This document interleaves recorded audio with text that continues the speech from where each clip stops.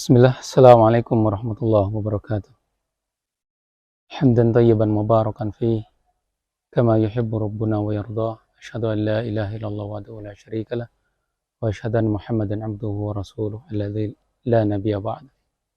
Allahumma shalli wa sallim ala nabiyyina Muhammadin wa ala alihi wa sahbihi wa man tabi'ahum bi ihsan ila yaumiddin wa ba'd. Ikhwani fid din rahimani wa rahimakumullah.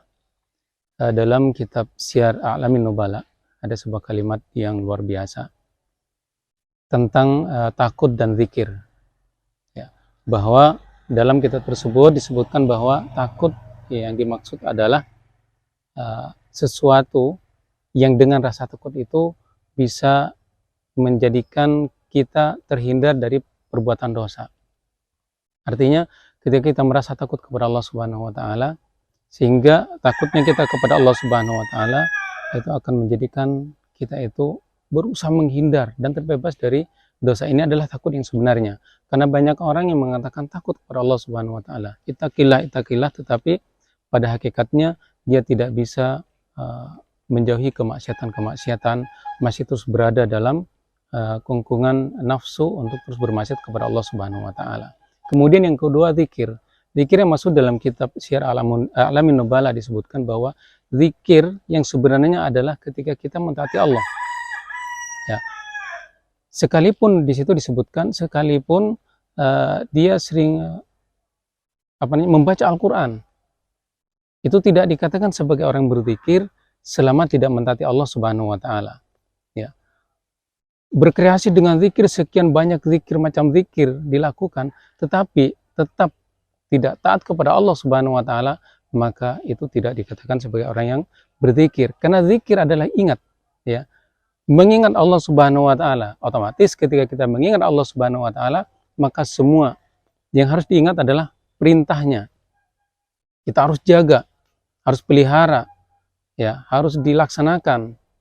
Kemudian larangannya pun juga semaksimal mungkin kita terus berusaha untuk menghindar. Walaupun sebagai manusia mungkin kita akan terjatuh lagi pada kesalahan, tetapi Allah Subhanahu wa taala di situ memberikan ruang untuk membuka pintu maaf.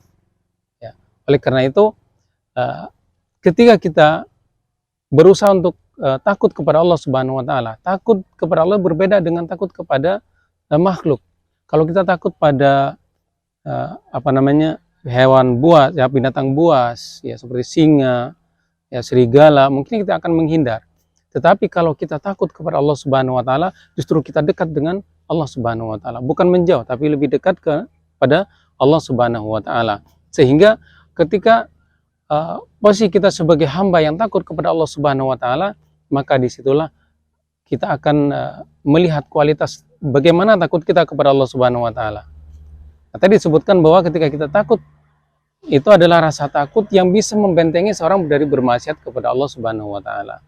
Jadi kalau kita masih terjatuh senang dengan kemaksiatan, sudah disampaikan dalil-dalilnya, tetapi masih saja dilakukan, maka rasa takutnya kepada Allah itu perlu dipertanyakan. Yang kedua tadi disebutkan tentang zikir.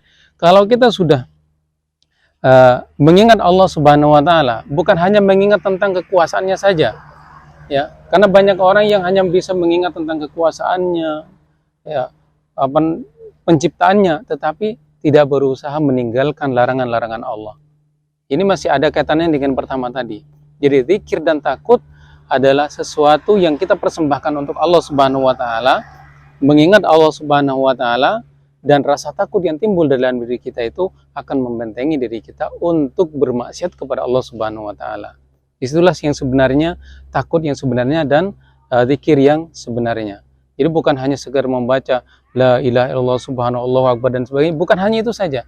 Tetapi bagaimana dari apa yang kita ucapkan itu mampu menjadikan diri kita sebagai insan yang luar biasa, yang menghambakan diri kepada Allah Subhanahu wa taala. Bukan hanya la ilaha illallah, Allahu akbar, subhanallah, dengan kalimat-kalimat zikir yang lain mungkin kita akan hafal dengan kalimat-kalimat itu, tapi bagaimana diri kita itu bisa menjadikan semua yang kita lafazkan menjadikan hamba yang diakui oleh Allah sebagai hamba. Karena banyak orang yang mengaku hamba Allah tapi tidak diakui oleh Allah Subhanahu wa taala.